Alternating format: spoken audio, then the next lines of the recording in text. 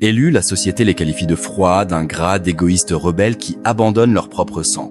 Mais moi, je vois quelque chose de complètement différent. Je vois ceux qui rompent les liens avec leur famille non pas comme des individus brisés, mais comme les seuls éveillés dans une maison endormie. Dans mon travail clinique, j'ai découvert que s'éloigner de ses proches n'est aucunement un signe de faiblesse. C'est souvent la forme la plus élevée de santé mentale. Je vais te démontrer pourquoi la brebis noire de la famille est en réalité le porteur de symptômes pour toute une lignée et pourquoi je soutiens depuis longtemps que, parfois, partir est le seul chemin vers ton véritable soi. J'ai passé des décennies à étudier ce que j'appelle l'inconscient familial. J'ai découvert que les familles partagent bien plus que la simple génétique. Elles partagent une ombre collective, un réservoir sombre de vérités niées que tous s'accordent silencieusement à ignorer. Les abus sont requalifiés en discipline. La négligence devient un apprentissage de l'indépendance. Le narcissisme est excusé comme une forte personnalité, et quiconque ose nommer ses schémas à voix haute devient le problème. Imagine cela comme un contrat implicite signé avant ta naissance. Chaque famille possède des règles sur ce qui peut être reconnu et ce qui doit rester caché. Ces règles ne sont ni écrites ni discutées. Elles se transmettent par la désapprobation silencieuse, les changements de sujet et cette tension particulière qui envahit une pièce lorsqu'on évoque ce dont personne ne parle. L'inconscient familial fonctionne comme une illusion partagée, et le maintenir exige la participation de tous. C'est là qu'entre en scène le porteur de vérité. La personne qui finit par couper les liens est généralement celle qui a tout remarqué dès le début. Elle a vu les cycles de rage des parents alcooliques. Elle a ressenti la manipulation émotionnelle déguisée en amour. Elle a reconnu les dynamiques de l'enfant doré et du bouc émissaire que tous les autres faisaient sembler normal. Voici ce qui rend sa position si périlleuse. Elle n'a pas seulement remarqué ces schémas, elle les a absorbés, tentant désespérément de réparer ce qui était fondamentalement brisé. Ces individus possèdent souvent une perception différenciée. Ils savent lire les atmosphères émotionnelles, ils perçoivent l'écart entre ce que les gens disent et ce qu'ils pensent réellement. Ils ressentent le poids des rancunes inexprimées qui flottent dans l'air. Ce n'est pas un super pouvoir. C'est un mécanisme de survie développé dans un environnement où lire correctement la pièce signifiait une sécurité émotionnelle ou physique. Appelle ces personnes les patients identifiés. La famille les pointe du doigt et dit « C'est toi qui as des problèmes, tu es trop sensible, tu crées du drame ». Et l'ironie tragique est qu'ils ont souvent raison sur le besoin de thérapie, mais complètement tort sur le diagnostic. La personne qui part n'est pas malade. Elle a une réponse saine à un environnement malade. Elle est la fièvre qui signale l'infection, non l'infection elle-même. Les familles ne veulent pas entendre cette vérité. Admettre que la personne partie réagissait rationnellement signifierait reconnaître que quelque chose est profondément déréglé dans le système familial. Alors, à la place, elle s'obstine. Elle raconte des histoires sur l'enfant ingrat qui a tout jeté. Elle cimente leur narratif commun de victime. Et la personne qui s'est échappée observe de loin, enfin capable de respirer.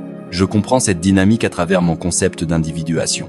Tu ne peux pas devenir ton soi authentique en jouant un rôle assigné par les besoins inconscients d'autrui. Si ta famille t'a désigné comme bouc émissaire, tu passeras ta vie à absorber leur culpabilité. Si elle t'a fait réparateur, tu t'épuiseras à guérir des blessures que tu n'as pas créées. Si elle avait besoin que tu sois l'enfant doré, tu étoufferas sous la pression de leurs fantasmes projetés. L'individuation exige la séparation. Pas seulement une distance physique, mais une distance psychologique. C'est la capacité à savoir où tu finis et où il commence. À reconnaître quelles pensées sont les tiennes et quelles sont des voies implantées de l'enfance. À distinguer la culpabilité qui signale un vrai tort de celle qui signale que tu te libères d'un vieux script. Dès l'instant où tu reconnais ces rôles pour ce qu'ils sont, quelque chose bascule. Tu commences à voir que ta famille ne te connaît pas vraiment. Elle connaît le personnage qu'elle avait besoin que tu joues. Une fois que tu vois cela clairement, tu fais face à un choix impossible. Continuer à jouer dans une pièce à laquelle tu n'as jamais auditionné ou quitter la scène et découvrir qui tu es réellement. Cela nous amène au point de rupture. J'ai observé que couper les liens familiaux est rarement impulsif. Ce n'est pas une grande explosion. C'est la mort par 1000 coupures, suivie d'un moment de clarté parfaite. Quelqu'un te demande pour la 100e fois d'ignorer ta réalité et d'accepter la leur. Un parent exige que tu t'excuses pour les limites que tu as posées. Un frère ou une sœur attend de toi que tu fasses comme si les abus n'avaient jamais existé. Et soudain, tu sais simplement que rien ne changera jamais. Cette clarté est différente de la colère ou de la douleur. Elle est plus calme, plus froide, plus certaine. Tu ne prends pas une décision émotionnelle, tu prends une décision de survie. Tu choisis ta santé mentale plutôt que leur confort. Tu choisis ton avenir plutôt que leur passé. Tu te choisis toi, alors qu'ils ne t'ont jamais choisi. Mais ensuite vient la culpabilité. La société dispose d'armes puissantes contre ceux qui partent. Elle murmure qu'il faut honorer ses parents. Elle cite des écritures sur le pardon. Elle te rappelle que le sang est plus épais que l'eau, oubliant commodément que la phrase complète est « Le sang du pacte est plus épais que l'eau du ventre maternel ». Les liens choisis sont plus forts que les accidents biologiques. La culpabilité opère à plusieurs niveaux. Il y a la culpabilité de surface, celle de décevoir les gens, puis la culpabilité plus profonde de briser une règle familiale invisible qui dit que la loyauté signifie souffrir en silence. Et en dessous, la culpabilité existentielle de te choisir toi, de revendiquer que ta vie et ta santé mentale comptent autant que leur confort. J'ai toujours eu une réponse radicale à cette culpabilité. Je crois que ton premier devoir est envers ton âme, non envers l'obligation biologique. J'ai vu des patients se détruire en essayant de maintenir des relations qui les tuaient de l'intérieur. J'ai vu des personnes brillantes et sensibles se réduire à des coquilles vides de ce qu'elles auraient pu être. Tout cela pour éviter de décevoir des parents qui n'étaient de toute façon jamais vraiment satisfaits.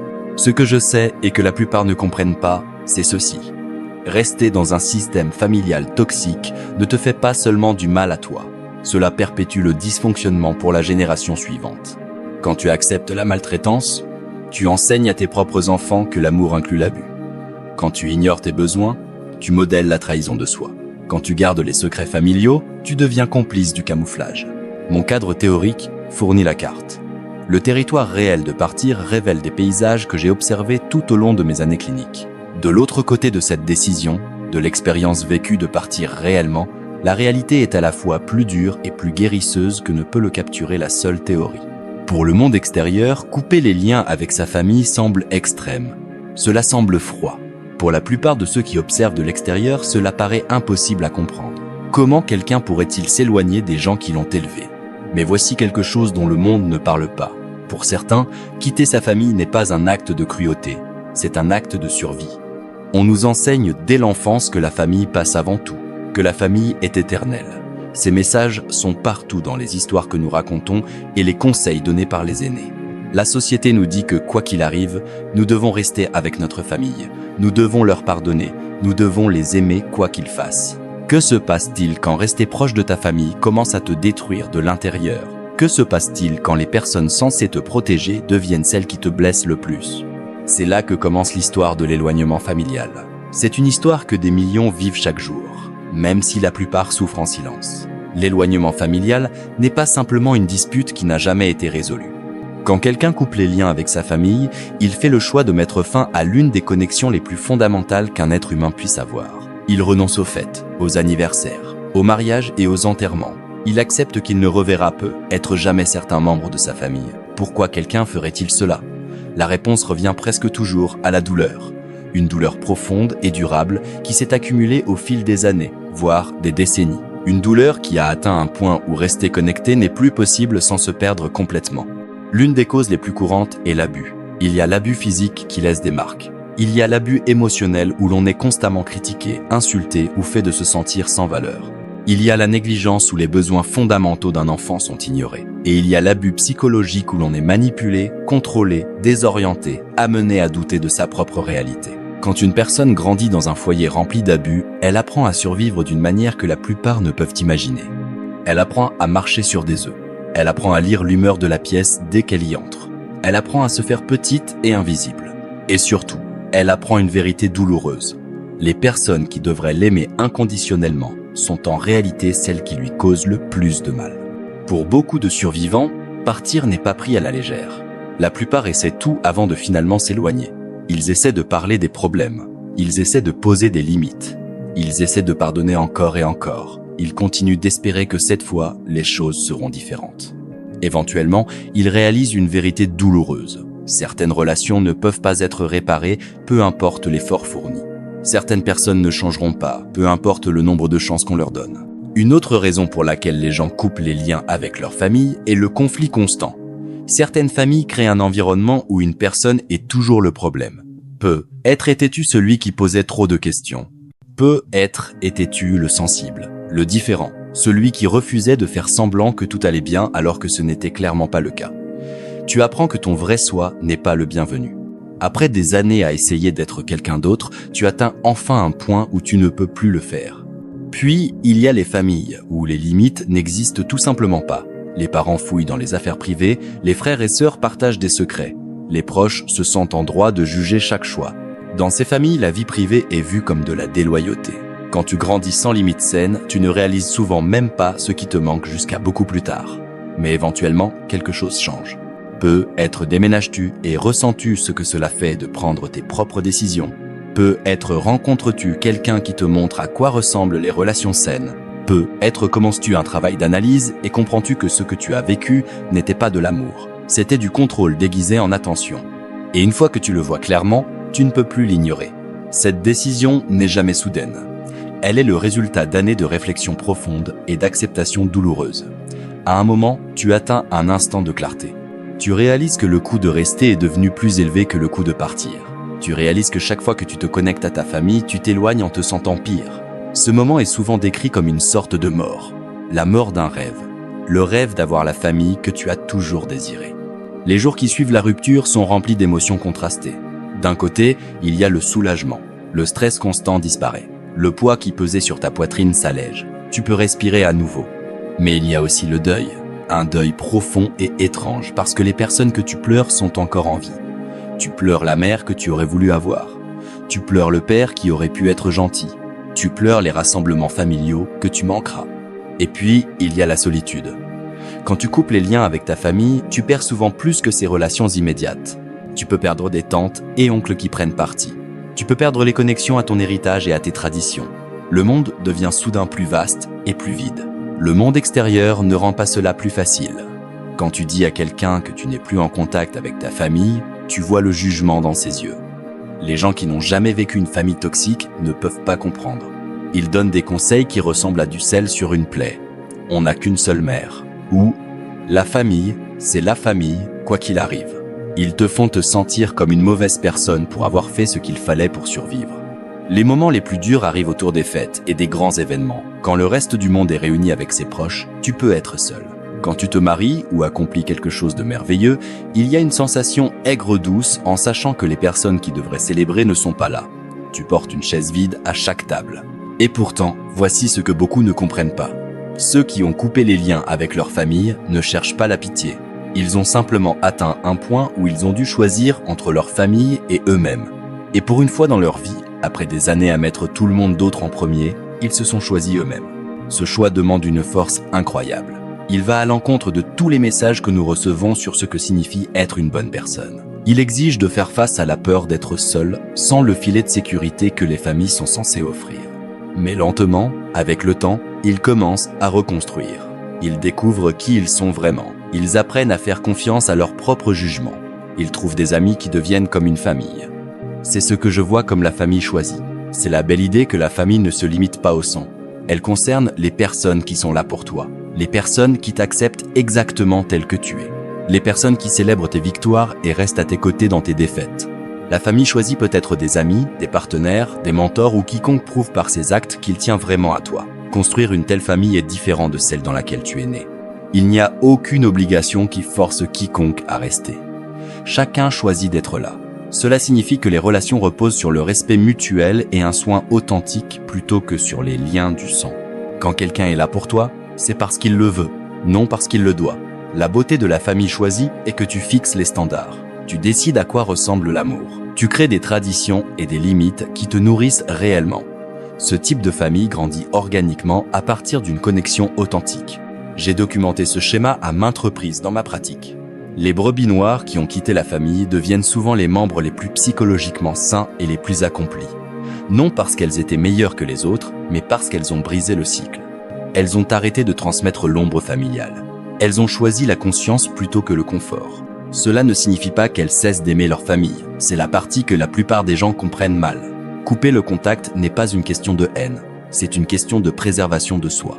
C'est reconnaître que tu peux souhaiter du bien à quelqu'un de loin, tout en admettant que le contact proche est du poison. L'amour n'exige pas ta présence dans des espaces qui te détruisent. Pense à un jardinier qui taille un arbre. Il coupe les branches mortes non parce qu'il hait l'arbre, mais pour l'aider à prospérer. Parfois, tu dois tailler l'arbre généalogique pour sauver tes propres racines. Tu retires les connexions qui drainent ta force vitale afin qu'une nouvelle croissance puisse avoir lieu. Je vois cela comme un acte de courage, non de cruauté. Il faut bien plus de force pour s'éloigner de sa famille que pour rester et souffrir. Rester est passif. Partir est actif. Rester est attendu. Partir est ce que ton âme réclame. La personne qui coupe le contact familial ne fuit pas l'amour. Elle court vers elle-même. Le chemin de l'éloignement à la guérison n'est pas une ligne droite. Il y a des bons jours où tu te sens fort et libre. Il y a des mauvais jours où le deuil te frappe sans prévenir. Il y a des moments de doute, mais il y a aussi des moments de paix qui rendent tout cela valable. Des moments où tu réalises que l'anxiété constante a enfin disparu. Des moments où tu te sens véritablement heureux. Certains jours, tu te réveilles et oublies un instant que tu as fait ce choix. Puis la réalité revient. D'autres jours, tu te sens plus léger que depuis des années, presque surpris par ton propre rire. La guérison arrive par vagues imprévisibles, non en étapes nettes. Tu peux te retrouver déclenché par des choses inattendues. La voix d'un inconnu qui ressemble à celle de ta mère, une fête, l'odeur d'un plat précis de l'enfance. Ces moments ne signifient pas que tu as fait le mauvais choix. Ils signifient que tu es humain, en train de traiter une perte profonde tout en célébrant une libération profonde. Et voici la belle vérité qui émerge.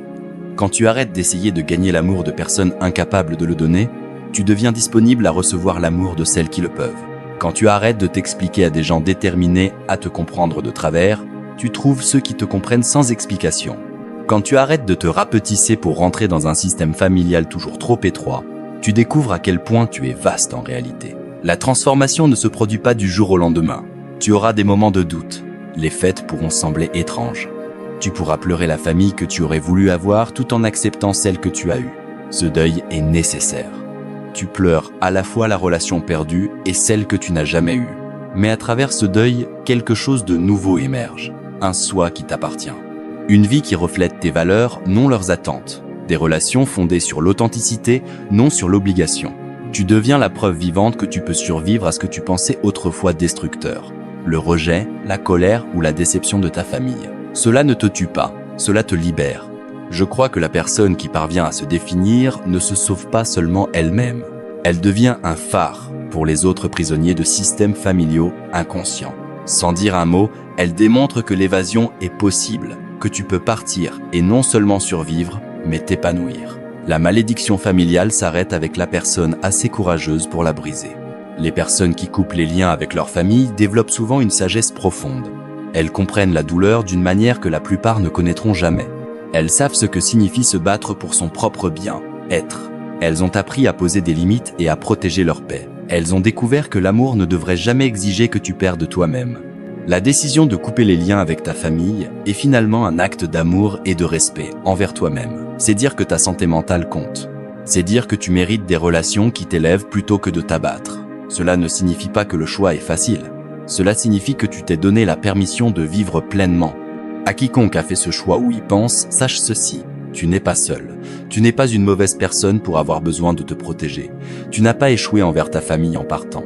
À bien des égards, ta famille t'a manqué bien avant que tu ne partes. Le fait que tu aies eu le courage de t'éloigner montre à quel point tu es réellement fort. Donc, si tu es celui qui est parti, comprends ceci. Tu n'es pas froid, tu n'es pas ingrat, tu n'es pas brisé, tu es éveillé. Tu as vu des schémas que les autres niaient. Tu as ressenti une douleur que les autres minimisaient. Tu as choisi la guérison plutôt que la prétention. Tu t'es choisi toi quand ils ont choisi leur confort.